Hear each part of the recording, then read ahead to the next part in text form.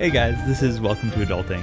This is the show where we are taking a little bit of time to look back at last year and all the ways that we've adulted and look forward to things that we can work on this next year. I'm John. I'm Shawna. And I'm Caleb. And today is New Year's Eve. So tomorrow we're going to be, spending some time getting together with friends, celebrating the ball dropping, all of that fun stuff.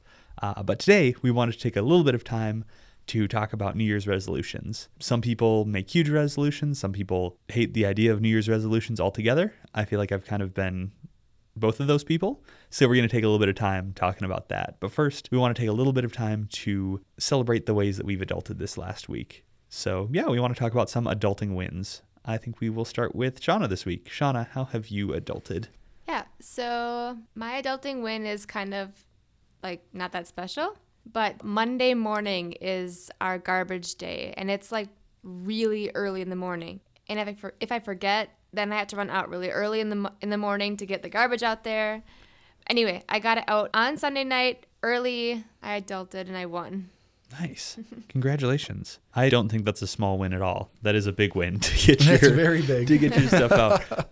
Are you the type of person who will let your garbage just kind of pile up and keep pushing it down as long as you can? Or So one thing I feel really guilty about is the amount of garbage that my family has per week. Mm-hmm. And with 3 kids and diapers and we probably fill it every week. So I don't have to smash things down. So that's something that we're working on. Are you talking about like the container outside, like the big one? Or because I pretty much just have one main trash can I use, and that takes that's about a week's worth of trash that I'll get for that. So it's the big guy that gets filled up. Well, and like in 1 week. The city gave us all new garbage cans, so they're not massive. But even still, like probably 2-3 like kitchen garbages can fit into that. And so I don't know. I feel bad that we have that much garbage. And I've forgotten, Shawna, are any of your kids old enough to do the chores yet? Yes. So my oldest, we're working on that. He's not the strongest little guy because he's just so tiny. Sorry, Elliot. But so he'll do Sorry, jobs Elliot, like... but you need to hit the gym a little bit more so you can, pitch in around the house. I love you just the way you are. No, but his job, like feeding the dog in the morning and night, letting the dog out, that kind of thing. Mm-hmm.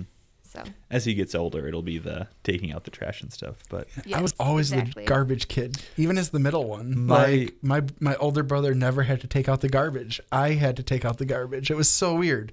Yeah, I always got the gross jobs because I was the only boy. But my sister would do this thing where she would, whenever there was something she didn't want to do, and she did this with garbage a lot, she would always try to like manipulate me into doing it. So she would always say something like, "Hey, John, can you take out the garbage? Because you're so good at that," and stuff like that. So I'm apparently really good at taking out the garbage, is what I've learned. So yeah, congratulations on being good at that and being ahead of the game. So I used to use this like, I'll race you to see who can do it first. That was my thing with my brothers. It worked every time. And now you can use it on your kids too. That's a really good way to. I'll time you. Yeah. I'll time you. Let's race and see if I bet you can't, clean up your room before, I don't know. Caleb, how have you adulted this week? Yeah, so kind of similar to what Shawna was saying. You took out the trash last night? I did not take out the trash last night. I finally removed the pumpkins from the front of the house. Oh, wow. Those things in January are nasty. Yeah, so good job. December. We're not in a new year yet, okay? First off, we bought them really late into the game. Were they frozen, but like rotted and frozen at the same time? They really weren't that rotted because they froze. Here's a little tip. If you want to leave your pumpkins out and you don't want squirrels to eat them, spray it with clear coat paint. Like use spray paint. Idea. And if you want them to glow in the dark, do it with clear coat glow in the dark spray paint, and your pumpkins will glow in the dark. I'm afraid we're getting too close to giving people really good advice here instead of just us talking about. But then you leave them out until December 30th. There we go. There's the welcome to adulting we all know and love. Yeah. But yeah, I finally put them on the curb for, I don't even know if somebody's going to come by and pick it up, but I did move them. Nice. To the curb. Yeah, growing up, we would always wait way too long with our pumpkins, and especially because we would carve them. and I would always carve the mouth way too big. Then they would get all like gross and curl and Sad. deformed and sag down. And that was always really fun to see the horribly disgusting pumpkins at the end of the year. So yeah, were yours carved or were they? No. I was a bad husband this year. We waited really, really late. So I bought them on October 31st and just put them out there on Halloween. So they were just fall decorations. They were fall decorations. There we go. They were not for Halloween. Yeah. At least you didn't do what I've always considered the lazy way out, which is just painting on the pumpkins. I love painting on the pumpkins. No, it's Halloween. You gotta get a knife. You gotta stab it, get the guts out. I hate the smell of pumpkin. I also hate the taste of pumpkin, but I'm with you. But see, buying it on the 31st, you're going to get them really cheap. Yep. And I am like John where I want to carve them. But this year, because I was just tired and exhausted, we painted them because it was easier with the kids. And the insides are gross. They make me gag. I don't see why your kids can't handle using a huge knife to carve up a pumpkin. What could possibly go wrong with your 3-year-old and a huge knife? Her husband already lost a limb this year. We don't need the kids to lose a limb. They're just taking after their dad. What's so bad about that? No. We love you, Zach.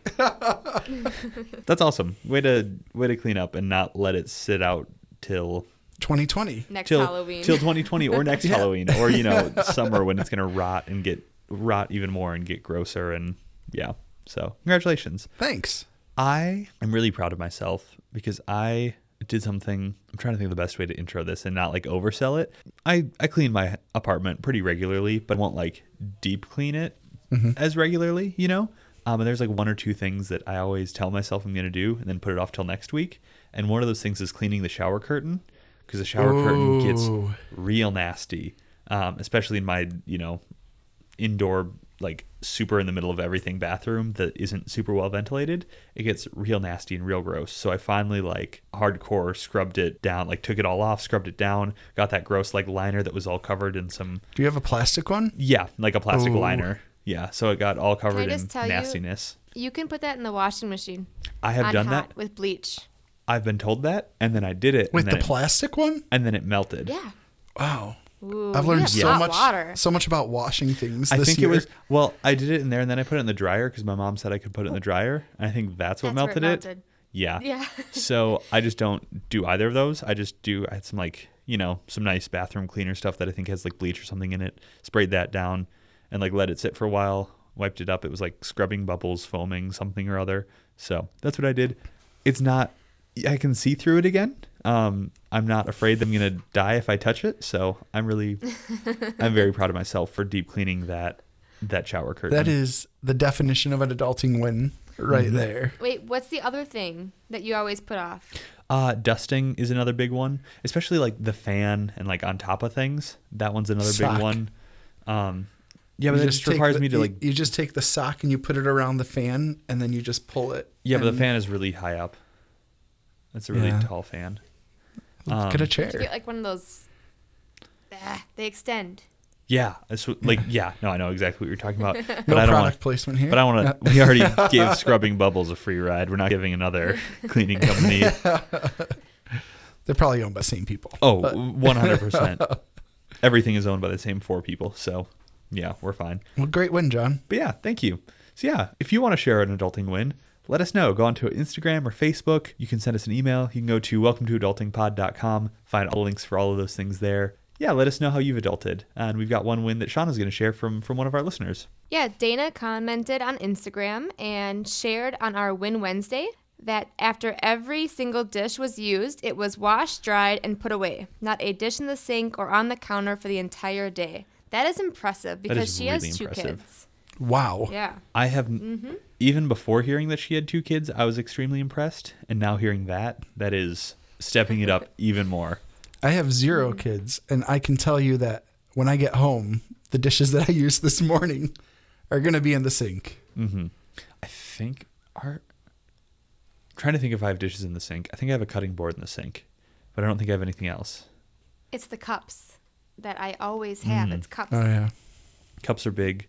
It's just especially after like dinner, I don't want to clean up after myself, and I just kind of want to I want to be done at that point. So good job, Dana, for cleaning up keeping it clean, because that's another big thing for me. So yeah, I think we can all relate that cleaning up and keeping things clean is not fun. I think we should send Dana an adulting pin. I think we should, and we will. should. If you want an adulting pin, once again, go into our Instagram, Facebook, or email us.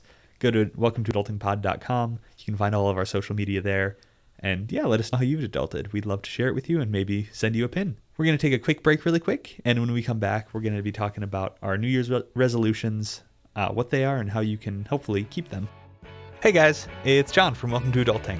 One of the biggest things we want to do with this podcast is encourage you, and if you're looking for more encouragement, I would really suggest you go to thefamily.net. There you can find all sorts of resources, you can find music, you can find plenty of articles and things to really encourage you. Check it out. You'll find a lot of encouragement there, just like you find on our show. Welcome back, you guys. This is Welcome to Adulting. Like we said before the break, we're going to be talking about New Year's resolutions. This is a really weird time because it's one of those things where we know that, New Year's not the only day that we can make resolutions and start over, but it's such an easy, reset button to start things over again or to make goals. So, yeah, I just want to hear from you guys. Are you the people who make resolutions, or are you the type of person who kind of stays away from the whole New Year's resolution thing? So I'm not really that kind of person, but I have goals, I guess, this next year that I want to do. Just because, not because it's New Year's. Okay, yeah. What about you, Caleb? I've never been somebody to keep a resolution, but there's always goals about how I can better myself. I try to accomplish throughout the year. Yeah, no, I get that. I used to be kind of the same, where I was not a fan of New Year's resolutions, and I would always tell people whenever they asked me what my resolution is, I would go on this huge spiel about how I don't have a resolution, to try to make myself sound different and cool. But then a little bit later, then I started to actually recognize I was making New Year's resolutions. And these last couple of years, I've been doing it more and more where, I'll set New Year's resolutions, and maybe it's stuff that I'm not going to 100% succeed at, but maybe setting the goal a little bit higher and then still aiming for it, so that, if I fall short, it's okay. I still did a lot of stuff that was good. So last year I had a resolution of I'm going to read this many books from this many different authors. Didn't do it, but I read still a lot more books from a lot more authors than I normally do. So yeah, it's the type of thing where originally I was really mad at the idea of having one day to do it. But I think it's really important to kind of have those times where we set up a time to kind of reflect, to look back at what we did last year, to look back at what we've done in the past, and then set up a time to think, okay, what do I want to improve on? And these are things we should be doing throughout the year. But it's always good to kind of have that reminder of setting that up so you remember to do it. Yeah, we definitely don't want to say you have to do resolutions, but we do want to encourage you to be able to figure those things out of, look at yourself and see what areas you want to improve in, because we've all got those little things we want to. So what are some of the biggest things that you guys think people set their resolutions for? I did some Googling, found a great article from Forbes that had some really good statistics. What are kind of what do you guys think are the top New Year's resolutions? Losing weight. Yep, that's number one. And that's one I've done and have actually thankfully succeeded on before. But yeah, losing weight, eating healthier. What are some of the other big ones? I'm kind of curious. Is less social media time on that list? I don't know if it was on the list. They kind of lumped things together. It should be. It should be. Yeah. I know a lot of people who do that. That is the thing they want to do. Because yeah, that's one big thing that everyone always wants to do. So yeah, less social media time. There's a lot of things about stopping bad habits, so quitting smoking, cutting out alcohol, less social media time, stuff like that. Another big one is financial stuff, making a budget, saving money, paying off debt, all those kind of things. And I know for a lot of those are resolutions I've set up before and failed at. And if you failed at your resolutions, you're not alone, because according again to Forbes, by January 30th, only 25% of people are still committed to their resolution. Few people are still committed, and by the end of the year, only about 8% have actually completed their resolution. When you think of New Year's resolution, for me, it's a daily thing, a daily commitment, which that's usually where you're going to fail, because that's hard to adjust from nothing to a 180. If you have a goal to work out every day, you're probably not going to be able to stick with it unless you're super ambitious. But otherwise, I'm going to work out Tuesdays and Thursdays, and then you increase from there. So that's kind of why I don't really do New Year's resolutions, because I think of it as a daily activity where I know that I can't stick to that. And one thing I've seen a lot of people talking about is the idea of setting more goals than resolutions. So just saying I'm going to exercise more or I'm going to lose weight, that's nothing. But saying I'm going to go, like you said, every Tuesday and Thursday, I'm going to go to the gym. Setting that thing that's measurable, that, you know, you can be accountable to it. There's a specific like time thing to it. So maybe, you know, if it's losing weight, saying, hey, I want to go to the gym Tuesdays and Thursdays. I want to eat less of this, more of that. And I want to lose, you know, 10 pounds by, you know, 1st of June, you know, something like that, where you can kind of set up those things and then set a reward as well. If it's losing weight, don't set food as a reward, because that's not great. But yeah, set rewards for yourself if you can do it. But yeah.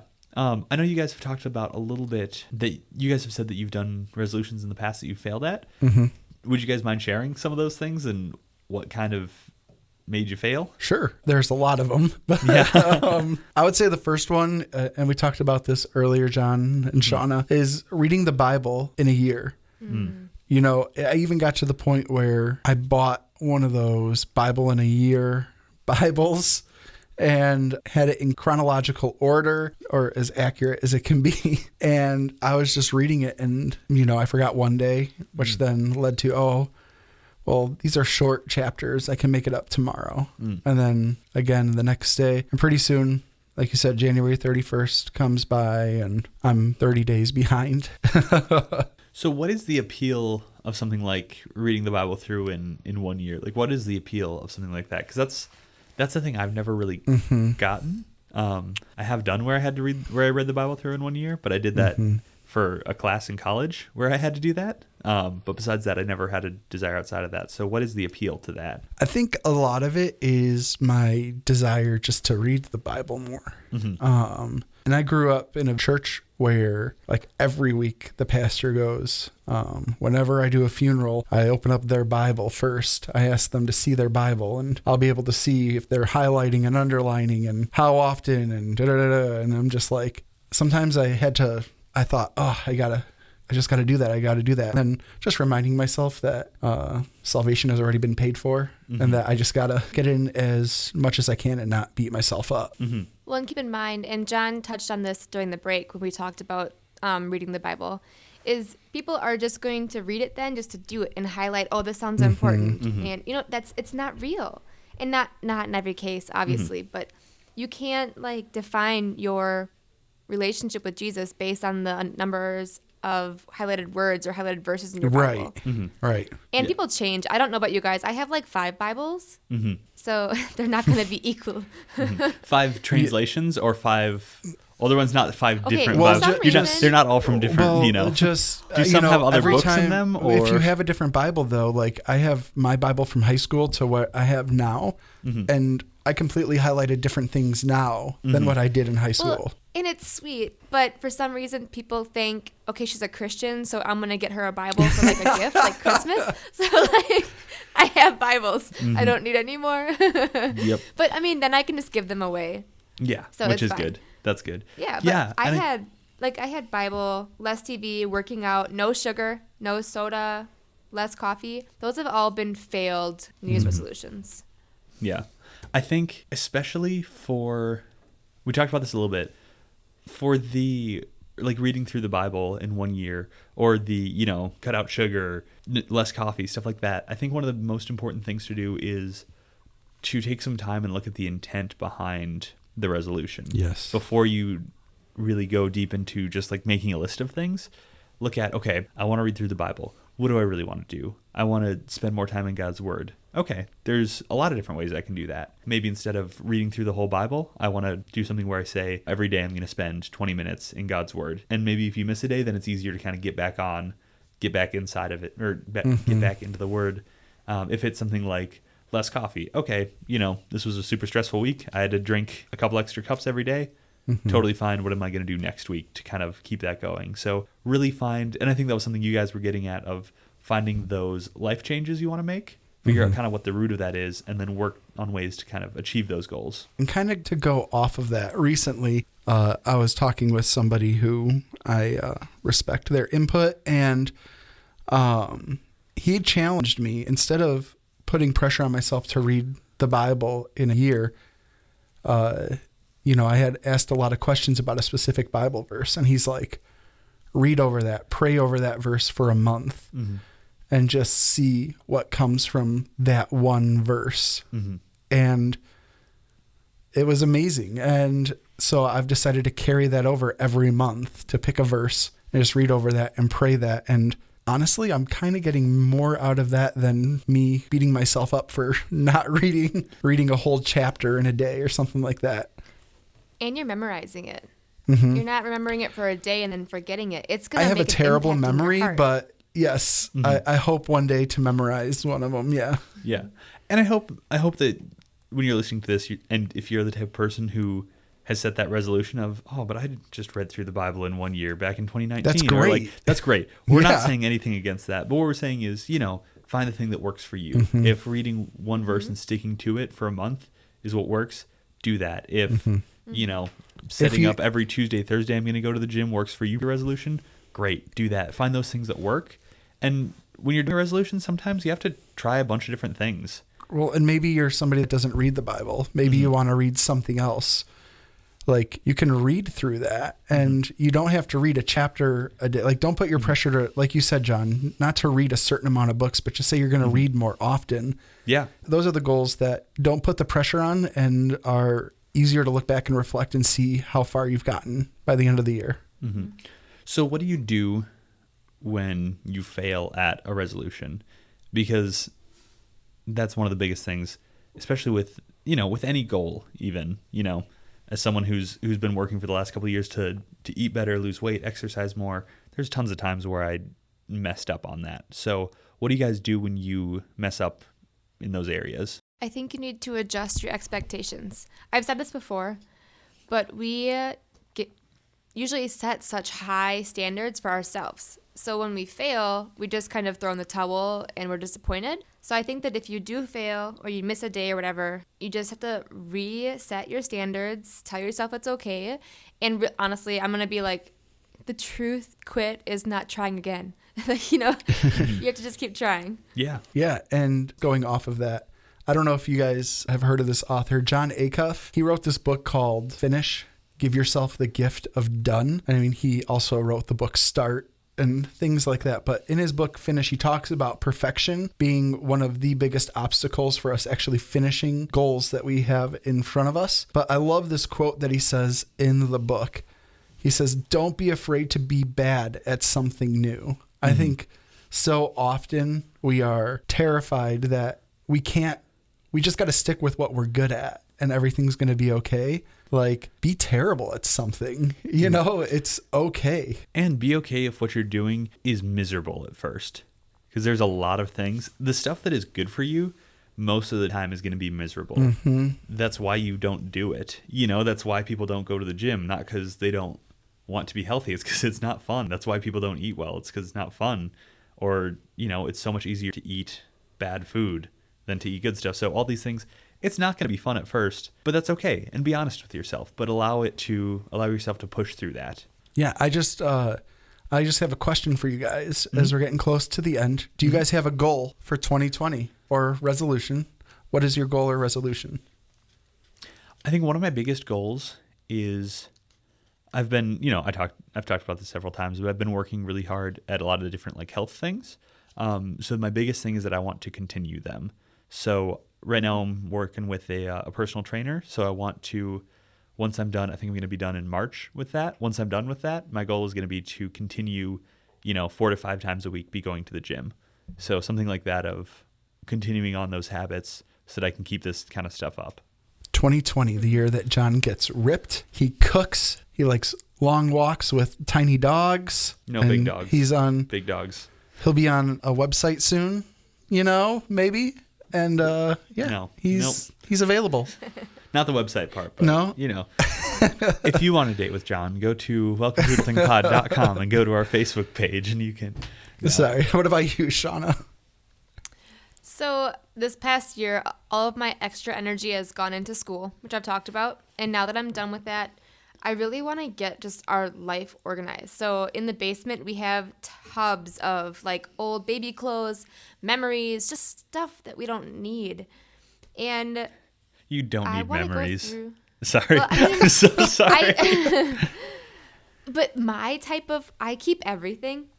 So I need to like narrow it down to the important stuff. So that's my goal this year, is just to get everything super organized. And I mean, you never know what's going to happen. So if there was anything that happened where like I'm not here anymore, I want it to be like effortless for my family to like take care of the house. Everything is running the way it's supposed to. And so that's kind of my goal. Oh, like not here, not here. Here. Oh. Sorry, that got really dark. Ooh. Caleb, what's your All right. morbid? Your super. sorry. What's your super depressing? Hey, it's a good goal to have. It is a very good goal. It is a great goal. It is a very good goal. You are adulting way better. I have not thought about that. What's great about being single is that if I die, no one will care or miss me when I. I'm sorry I took Just it this kidding. way. I'm care. totally kidding. John. No, I'm kidding. Oh gosh. No, there's a lot less stuff that I have to worry If you about. are single, organizing. you are cared for and you are loved. No. So my goal for 2020, I want to be more social. Like get out, strengthen the community that I've been blessed with. I thought so often this year I've just decided when we've been invited to go out, I just said, no, let's stay in. And so I want to be more social and build on those relationships that I've been surrounded with within budget. Yeah. Well, most of our friends are way better budgeting than my wife and I. And they have kids. So most of the time we're just going over to their houses. If you have a resolution or a goal or something like that, we'd love to hear about it and to celebrate it on the show. Like we said, you can go to welcometoadultingpod.com, find links to our Facebook, our Instagram, email. Let us know. We'd love to celebrate that along with you. As we close out, I just want to remind you, go onto Apple Podcasts, leave us a rating and a review, or wherever you're getting your podcasts. It really helps us out a lot. Share the podcast with a friend. That would also, someone who needs to, might benefit from some encouragement in adulting. I want to, give a thank you to the Family Radio Network for making this all possible. We wouldn't be able to have this show without them. You can go to thefamily.net for more hope, strength, and encouragement. And I just want to say Happy New Year, you guys. In 2020, don't forget to cut yourself some slack. Take a deep breath because you got this. Bye.